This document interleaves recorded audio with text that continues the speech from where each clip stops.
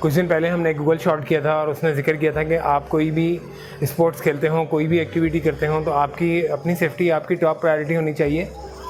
और इस टॉपिक पर हम जल्द ही एक वीडियो करेंगे। तो हमने तो इसी तरह बिलाशुबा स्विमिंग पूल बिलाशुबा एक सोशल प्लेस है, एक फ़न प्लेस है और लोग वहाँ पे खुशी से जाते हैं।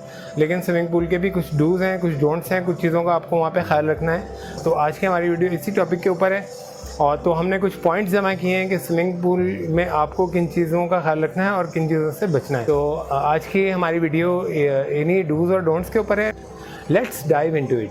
तो स्टार्ट करते हैं सबसे पहले स्विमिंग पूल के सिलेक्शन से। स्विमिंग पूल का बेहतर है कि आप एक अच्छे साफ़ सुथरे स्विमिंग पूल का सिलेक्शन करें जिसके अंदर पानी अच्छा बेहतरीन क्वालिटी नीट एंड क्लीन पानी हो और हाई क्वालिटी क्लोरीन और केमिकल्स उसमें यूज़ किए जाते हों, और बजाय इसके कि आप बहुत सारे स्विमिंग पूल और जो है वो बहुत ही लो क्वालिटी क्लोरीन यूज़ करते हैं। और लो क्वालिटी क्लोरीन की एक तो निशानी ये है कि आपको फ़ौरन पता चल जाएगा जब आप उस स्विमिंग पूल के सराउंडिंग में पहुंचेंगे, उस स्विमिंग पूल से की गली में या जैसे स्विमिंग पूल के एरिया में आप एंटर होंगे तो आपको तेज़ स्मेल क्लोरीन की आना शुरू हो जाएगी। जबकि एक बहुत अच्छी हाई क्वालिटी की जो क्लोरीन है उसकी आपको स्मेल पानी के अंदर खड़े होकर भी फील नहीं होगी। और उसके अलावा भी यानी पीएच लेवल पानी का मेंटेन किया जाता है। और तो आप देखें, आप कोशिश करें कि आप अपना एक साफ़ सुथरा सा स्विमिंग पूल सेलेक्ट करें।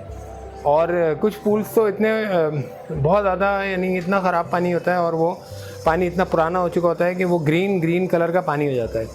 और ग्रीन कलर के पानी में स्विमिंग करने से एक तो उसकी निशानी ये है कि आपके थोड़े अरसे में नेल्स के ऊपर लकीरें पड़ जाएंगी, और दूसरा ये कि आपको स्किन पे ख़ारिश वगैरह की प्रॉब्लम हो सकती है। और इतनी ज़्यादा ये प्रॉब्लम बढ़ जाती है कि आपका धूप में निकलना भी मुश्किल हो जाएगा।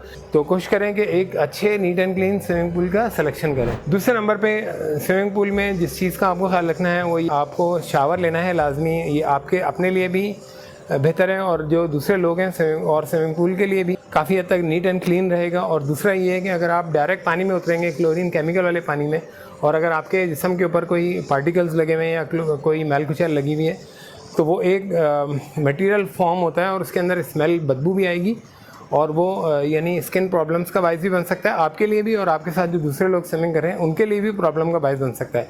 तो बेहतर है कि स्विमिंग पूल में उतरने से पहले आप शावर लेके फिर स्विमिंग पूल के अंदर उतरें।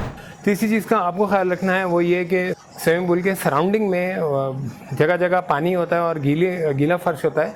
तो स्विमिंग पूल के सराउंडिंग में पानी होता है और गीला फर्श होता है, तो वहाँ बच्चे या बड़े दोनों कोशिश करेंगे। और अक्सर ये नोट किया गया है कि बच्चे खेल कूद में एक दूसरे को पकड़ रहे होते हैं, भाग रहे होते हैं और वो वहाँ स्लिप होकर गिर सकते हैं।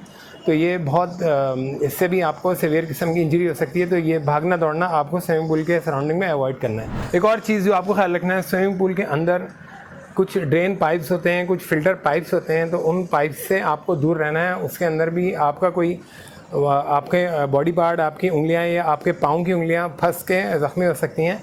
तो इन ड्रेन पाइप से भी आपको दूर रहना है। इसके अलावा स्विमिंग पूल के बाहर सराउंडिंग एरिया में भी जहाँ पे कुछ नालियाँ बनी हुई होती हैं, पानी के गुजरने के पैसेज होते हैं, उसके ऊपर लोहे की ग्रिल होती है, यहाँ कोई या स्विमिंग पूल के सराउंडिंग में कुछ फ़िल्टर प्लांट के पाइप्स जा रहे होते हैं, तो वहाँ पे कुछ गटर बने हुए होते हैं और समटाइम्स उनके ढकने टूटे हुए होते हैं। तो आपको इन चीज़ों का भी ख्याल रखना है स्विमिंग पूल के सराउंडिंग में। स्विमिंग पूल में आप कोशिश करेंगे स्विमिंग कैप यूज़ करें। स्विमिंग कैप के बहुत सारे फ़ायदे हैं। ज़रूरी नहीं कि जिसके बाल लंबे हों या अगर कोई मेरी तरह गंजा है, तो दोनों के लिए ही बेनिफिशियल है। अगर आपके बाल हैं लंबे तो उसका फ़ायदा स्विमिंग कैप का ये होगा कि आपके बाल बार बार पानी के आगे नहीं आएंगे और पानी की रेजिस्टेंस भी कम होगी। और दूसरा फ़ायदा इसका ये है कि आपकी बॉडी की जो हीट है वो भी बरकरार रहती है, तो आपकी एनर्जी भी देर तक बरकरार रहेगी। और अगर आप गंजे हैं मेरी तरह और तो भी आपके लिए स्विमिंग कैप बेनिफिशियल है कि आप उसको यूज़ करें, तो आपके जो है वो हेड की जो स्किन है वो क्लोरीन के बैड इफ़ेक्ट से महफूज रहेगी। एक और चीज़ का आपको ख्याल रखना है कि नेवर ड्रोन समवन। अगर आपको कभी भी मजाक में भी जो लोग एक दूसरे को या दोस्त जमा होते हैं तो वो मजाक में एक दूसरे को डुबाना शुरू कर देते हैं, तो ये भी समटाइम्स बहुत डेंजरस साबित हो सकता है कि आप जिस दोस्त को खेल में मजाक कर रहे हैं, डुबा रहे हैं, तो उसको कोई बीमारी हो या उसको फिट्स के अटैक होते हों, फिट्स यानी कि मिर्गी वगैरह और इस तरह की कोई चीज़ हो, उसका प्रॉब्लम हो या पानी के अंदर वो पैनिक हो जाए, तो ये खेल में एक दूसरे को डुबाना भी समटाइम्स बहुत डेंजरस साबित हो सकता है। अगर और स्विमिंग पूल में एक चीज़ आपको और ख्याल रखना है कि अगर आपके साथ छोटे बच्चे हैं तो आप उनको बिल्कुल भी अकेला नहीं छोड़ें। उस दिन आप अपनी स्विमिंग नहीं करें, आपकी सारी रिस्पॉन्सिबिलिटी, सारी ड्यूटी जो आपके साथ छोटे बच्चे हैं और उनको जो है वो स्विमिंग के टूल्स वगैरह यूज़ करें, जो हैंड में एयर बैग्स होते हैं या लाइफ जैकेट्स होती हैं, तो वो भी उनको पहनाएं और उनको स्विमिंग पूल के अंदर कभी भी अकेला नहीं छोड़ें। आप जितने भी स्किल्ड स्विमर हैं, नेवर स्विम अलोन। आप कभी भी अकेले स्विमिंग पूल में स्विमिंग नहीं करें, चाहे आपका कोई भी स्किल लेवल है, क्योंकि कभी भी कोई मसल पुल हो सकता है, कोई वीकनेस की वजह से चक्कर आ सकते हैं या कोई भी इशू हो सकता है। तो आप कोशिश करें कि never swim alone.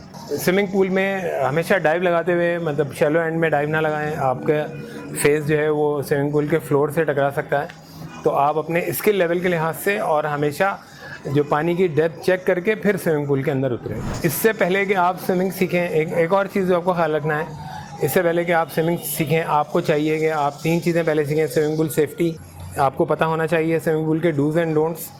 Number second पे आपको कोई ना कोई, सेकंड और थर्ड आपको कोई ना कोई सर्वाइवल टेक्निक सीखनी चाहिए, ताकि अगर आप खुदा न खास्ता आप गहरे पानी के अंदर फंस जाएं तो अपने आप को बचाते हुए बाहर आ सकें।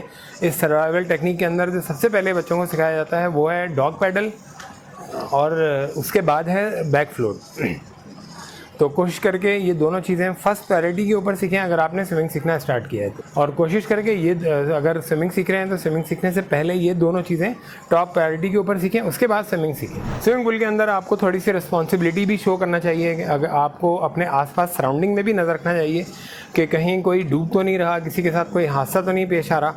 और आपको कैसे पता चलेगा कि कोई डूब रहा है? समटाइम्स जो है वो डूबने वाला जो है बहुत ज़ोर से आवाज़ लगाता है, और लेकिन ज़रूरी नहीं हर दफ़ा वो आवाज़ लगाए। समटाइम्स ऐसा होता है कि वो डूबने वाला पैनिक होने की वजह से या मुंह में पानी जाने की वजह से उसकी आवाज़ या गला बिल्कुल बंद हो जाता है और वो आवाज़ नहीं निकाल पाता। और लेकिन ये है कि वो बार बार पानी के ऊपर आ रहा होगा, अपीयर हो रहा होगा, डिसअपीयर हो रहा होगा। तो आपको अपने आसपास सराउंडिंग में भी बहुत मोहतात रहना है और हमेशा नज़र रखनी है कि कोई किसी के साथ कोई हादसा तो नहीं पेश आ रहा, ताकि आप उसका बचाव कर सकें। इसके अलावा जो आपको कोशिश करनी है कि अगर ये जो फर्स्ट एड है, अगर कोई डूब जाता है पानी के अंदर तो उसकी जो फर्स्ट एड है CTR, कम से कम इसके जो 3-4 जो फर्स्ट एड इसके जो मेन पॉइंट्स हैं वो हम सबको आने चाहिए, ताकि वक्त पड़ने पर हम लोग किसी भी डूबने वाले की हेल्प कर सकें फौरी तौर पे। और लास्ट में ये कि स्विमिंग पूल के अंदर अगर आप आ ही गए तो बजाय इसके कि आप एक दूसरे को डुबाने में और इस तरीके से अपना टाइम वेस्ट करें, तो आपका लर्निंग प्रोसेस नहीं रुकना चाहिए। आप कोशिश करें कि आप नए नए स्किल्स सीखें, आप अपनी स्विमिंग को इम्प्रूव करें और अपने स्विमिंग स्ट्रोक को इम्प्रूव करें। उम्मीद है आज की वीडियो आपको अच्छी लगी होगी और आप अपने सजेशंस में भी बताइए कि नेक्स्ट वीडियो हम किस टॉपिक के ऊपर करें। अब आपसे मुलाकात होगी जल्द ही अगली वीडियो में, तब देखते रहिए ASN स्पोर्ट्स।